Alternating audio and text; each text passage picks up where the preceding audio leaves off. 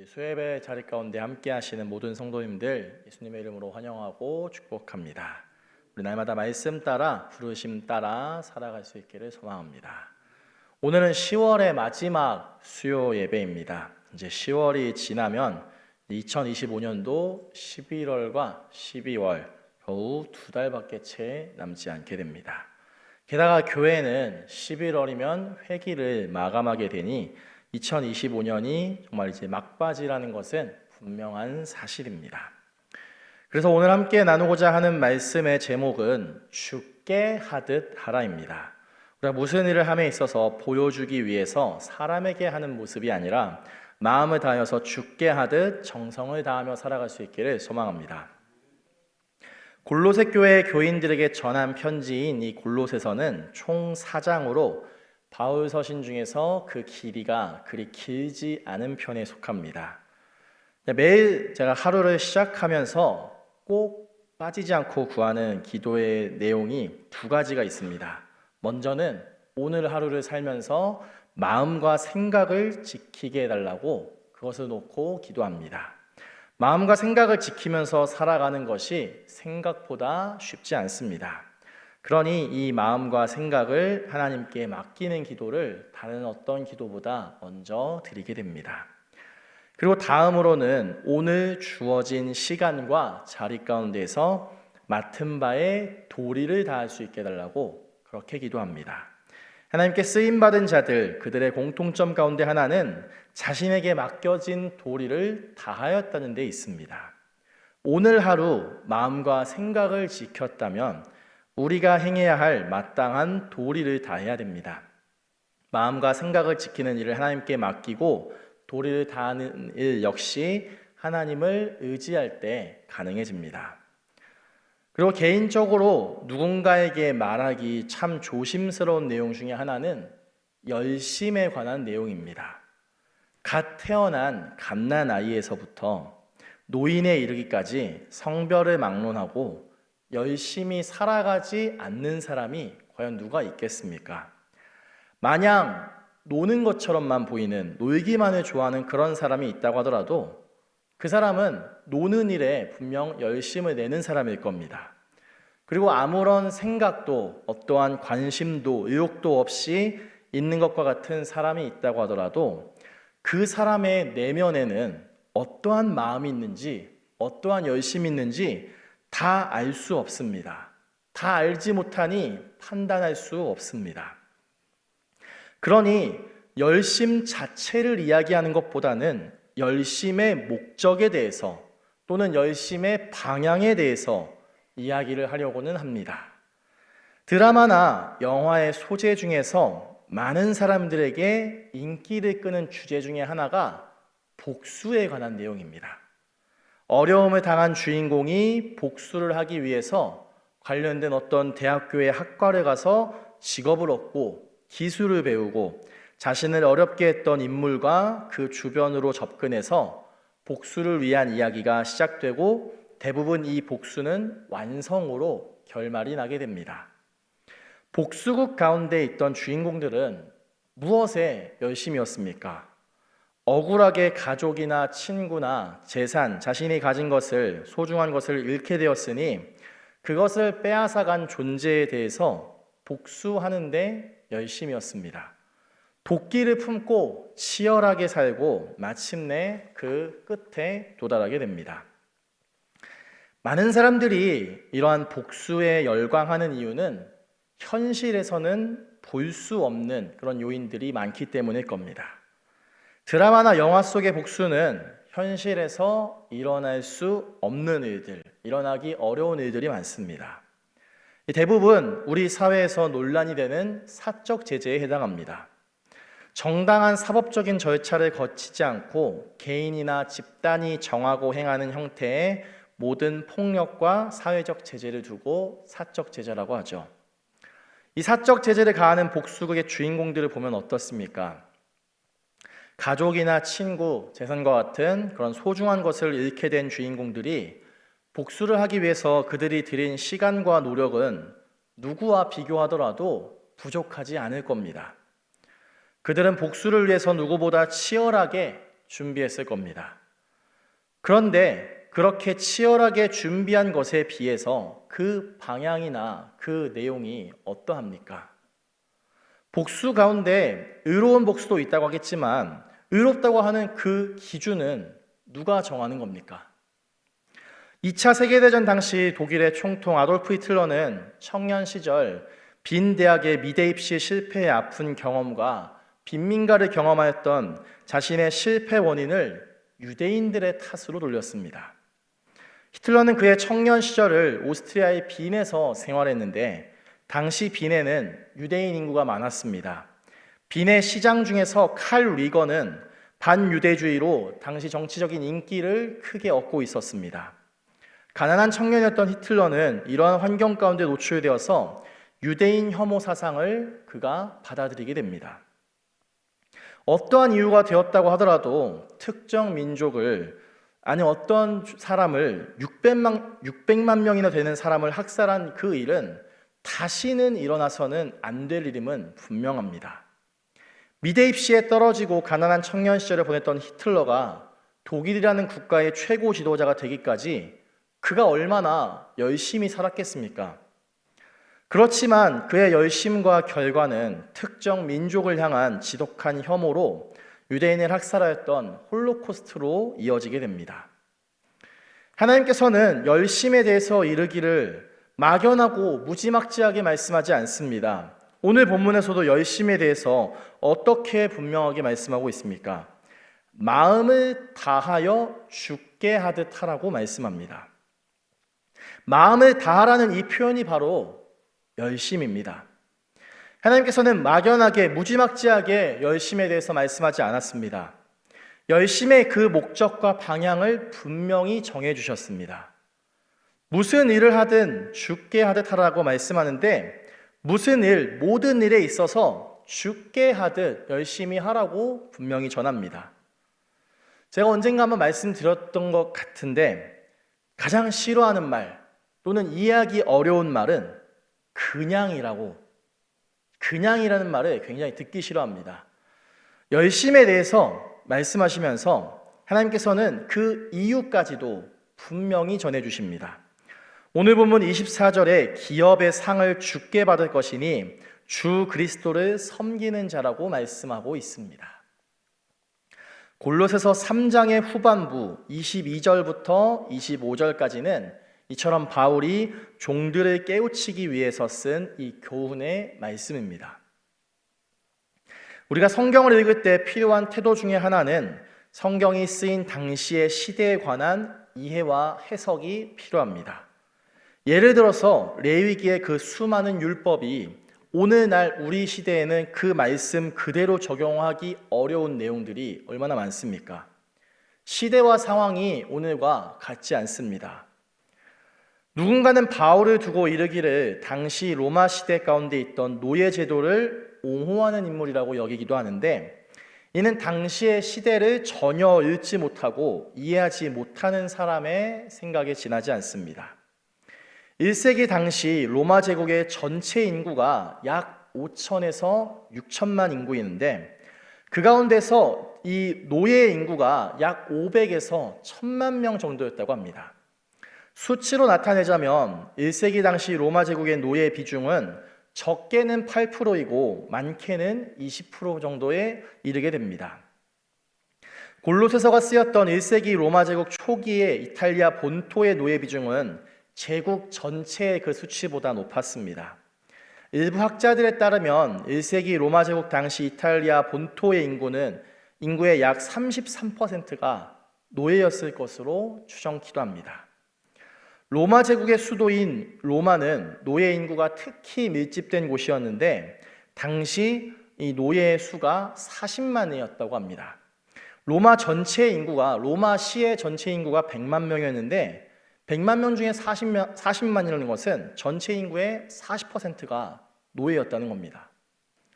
당시 한 도시의 노예 인구가 40만 명이라는 이 수치가 어느 정도였냐면 저희 고향 강원도 삼척의 2025년 현재 인구가 7만 명이 안 됩니다. 도시 전체 인구보다도 이 2000년 전에 로마의 노예 인구가 더 많이 있었다는 겁니다. 도시에서 사시는 분들은 아마 이게 와닿지 않을 수 있습니다. 저는 이 수치를 보자마자 이 당시에 로마 제국의 노예가 엄청나게 많았구나라는 것을 크게 실감하였습니다. 그러니 사도 바울이 노예 제도에 대해서 단번에 급진적으로 이것을 폐지해야 된다고 주장한다면 당시 사회는 큰 혼란을 가져왔을 겁니다. 그러니 바울이 종과 주인에 대한 윤리를 주장한다는 이유로 바울이 인권에 대한 어떤 이해 없이 노예 제도를 옹호하는 자로 여기는 그런 태도는 시대에 대한 이해와 해석이 전혀 없다는 겁니다. 만약 바울이 노예 제도를 옹호하는 자였다면 주인을 대하는 종들에게만 그들이 지켜야 할 의무와 윤리를 제시했겠지만 바울은 주인들에게도 역시 상전들에게도 역시 그들이 지켜야 할 의무와 윤리를 제시하고 있습니다. 바울이 종들에게 육신의 상전에게 순종하되 사람에게 하듯 눈가림하지 말라고 합니다. 종들에게 순종의 도리를 다하라고 하는데 그 순종이 눈속임, 겉으로 보이는 척하지 말라는 겁니다. 세상 사람들은 말합니다. 보이는 곳에서 볼 때만 잘하면 된다고 그렇게 말합니다. 그렇지만 성경은 어떻습니까? 보이는 곳이든 그렇지 않은 곳이든 항상 최선을 다하라고 말씀합니다. 요셉이 노예로 죄수로 있으면서 모세가 자신의 소유는 하나도 없이 장인의 양을 치면서도 다윗이 그의 집에 귀한 손님 사무엘이 찾아왔을 때 자신은 그 사무엘을 만나지도 못하고 맡겨진 양을 치고 또 사울의 시기로 죽을 위기에 놓이면서까지도 이들은 보이지 않는 곳이나 또는 보이는 곳이나 남들이 주목하지 않는 곳이든 어디든 항상 최선을 다했다는 겁니다. 보이는 데서 최선을 다하는 일은 세상 사람들도 다 하는 일들입니다. 그렇지만 우리 그리스도인들은 세상 사람들처럼 보이는 곳에서 최선을 다하는 그 수준에서 그 정도에서 머무는 것이 아니라 보이지 않는 곳에서 남들이 주목하지 않는 곳에서도 항상 최선을 다해야 한다는 겁니다. 지극히 작은 일에 충성된 자가 큰 일에도 충성할 수 있다고 하는 예수님의 이 말씀, 성경을 우리는 기억해야 합니다. 남들이 주목하지 않는 일이어도 최선을 다하는 자에게 하나님께서는 그에게 큰 일을 맡기시게 됩니다. 하나님의 관점에서는 보이지 않는 곳이라는 개념은 존재할 수 없습니다. 하나님은 언제나 어느 곳에나 존재하시지 않습니까? 그러니 보이지 않는 곳이라는 것은 하나님의 눈과 시선이 아니라 사람의 눈과 시선입니다. 사람의 눈과 시선이 닿지 않는 곳이라고 하더라도 그곳에 하나님은 존재하십니다. 사람의 눈과 시선이 보이지 않는 곳이어도 최선을 다해야 할 그 이유는 어느 곳에나 언제나 계시는 하나님을 기억하고 두려워해야 하기 때문입니다. 마태복음 10장 28절에서 예수님께서는 몸은 죽여도 영혼은 능히 죽이지 못하는 자들을 두려워하지 말고 오직 몸과 영혼을 능히 지옥에 멸하실 수 있는 일을 두려워하라고 말씀하셨습니다. 몸은 죽일 수 있어도 영혼은 죽이지 못하는 이들 누구입니까? 이 땅에 권세를 잡은 자들일 겁니다. 강한 힘을 가지고 큰 능력 있는 어떤 누군가도 될 수 있습니다. 그들이 가진 권세와 힘과 능력이 아무리 크고 강해도 사람의 영혼까지는 어찌할 수 없습니다. 그렇다면 몸과 영혼을 능히 지옥에 멸하실 수 있는 분이 누구입니까? 하나님이지 않습니까? 사람의 생명과 영혼의 주인이시고 다스리시는 분이 하나님이지 않습니까? 그러니 사람의 몸은 물론이거니와 영혼까지도 주관하시고 다스리는 일 역시 하나님께 속한 일입니다. 우리는 공중의 권세 잡은 자, 세상의 권세 잡은 자가 아니라 우리의 생명과 영혼을 주관하시고 다스리시는 하나님을 두려워하며 하나님 앞에서 우리가 할 수 있는 그 성실함을 나타내야 합니다. 하나님께 성실함을 나타내는 것이 바로 이 열심을 나타내는 겁니다. 이 열심은 사람을 위해서가 아니라 하나님을 위해서 하나님께 나타내는 것입니다. 우리 사자성어 가운데 인과응보, 우리가 잘 알고 있는 사자성어인데요. 원인과 결과는 대응하는 것이 보답한다는 것인데, 더 쉽게 표현하자면 행한 대로 대가를 받는다는 겁니다. 이와 비슷한 의미의 사자성어로 권선징악이 있죠. 착한 일은 권하고 악한 것은 응징한다는 뜻이죠. 이 두 가지의 사자성어는 불교나 유교에서 자주 쓰일 것이라고 생각하기 쉽지만, 사실 이 두 가지의 사자성어는 아주 성경적이지 않습니까? 구약의 수많은 율법을 요약한 성경 구절은 쉐마로 잘 알려진 신명기 6장 4절에서 9절까지 말씀입니다.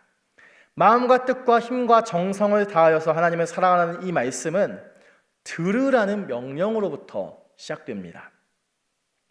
하나님께서 구약의 많은 율법에서 말씀하시고자 했던 바는 인과응보적인 성격을 지닙니다.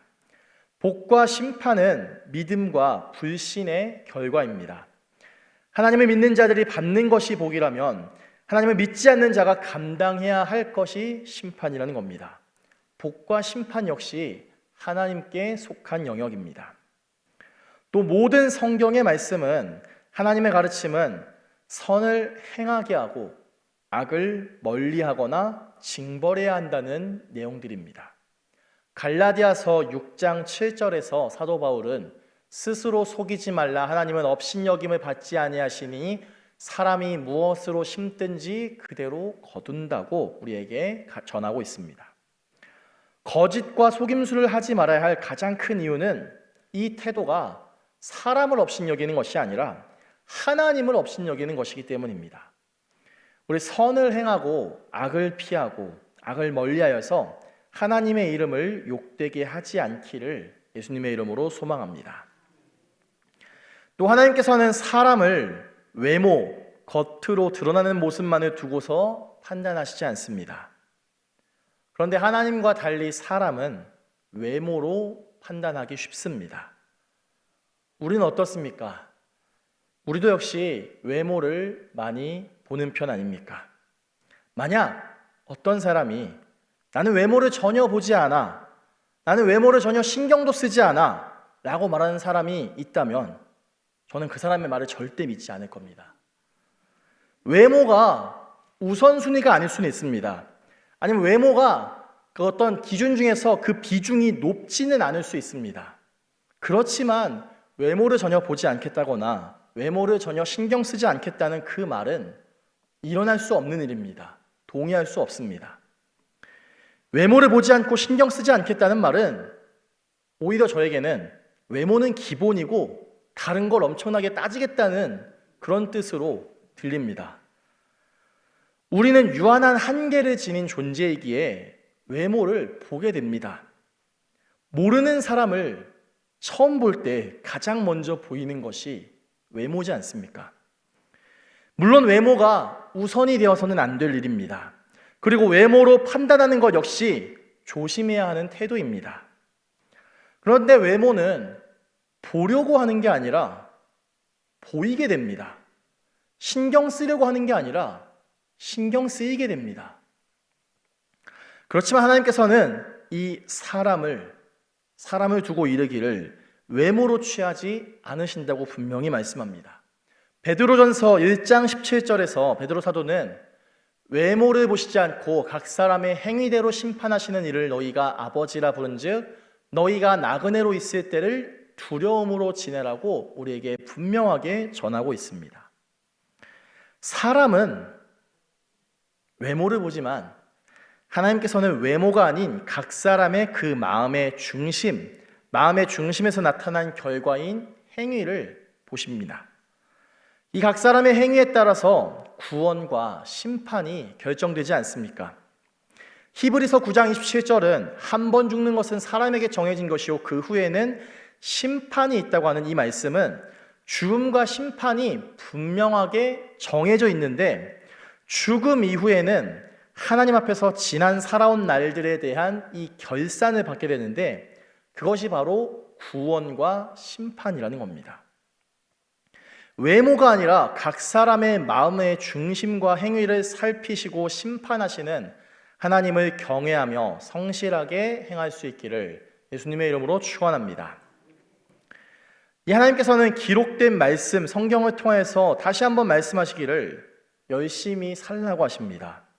그런데 이 열심은 덮어놓고 맹목적이고 무지막지한 열심이 아니라 하나님 앞에서 하나님을 위한, 하나님을 향한 열심이라는 겁니다. 어제나 오늘이나 앞으로도 영원토록 성실하신 하나님을 따라서 몸과 영혼을 능히 지옥에 멸하실 수 있는 분이신 하나님을 경외하면서 그 하나님 앞에서 하나님을 위하여서 우리는 성실하게 사는 자들이 되어야 합니다. 외모가 아니라 마음의 중심과 행위를 살피시는 하나님께서 보시기에 합한 마음과 행위로 신실하게, 진실하게, 거룩하게 살아가야 합니다. 함께 마지막으로 로마서 12장 11절의 말씀 함께 읽도록 하겠습니다. 함께 읽습니다. 부지런하여 게으르지 말고 열심을 품고 주를 섬기라. 아멘. 열심에 있어서 가장 중요한 태도는 속도가 아닙니다. 목적과 방향입니다. 열심의 목적과 방향이 철저히 하나님을 향해 있어야 합니다. 이 하나님을 섬기는 일을 게으르지 말고 열심을 품고 섬기며 살고 사람에게 하듯 하는 열심이 아니라 주께 하듯 하는 열심을 품고 살아가는 저와 여러분, 우리 수원교회 모든 성도님들 될 수 있기를 예수님의 이름으로 간절히 축원합니다.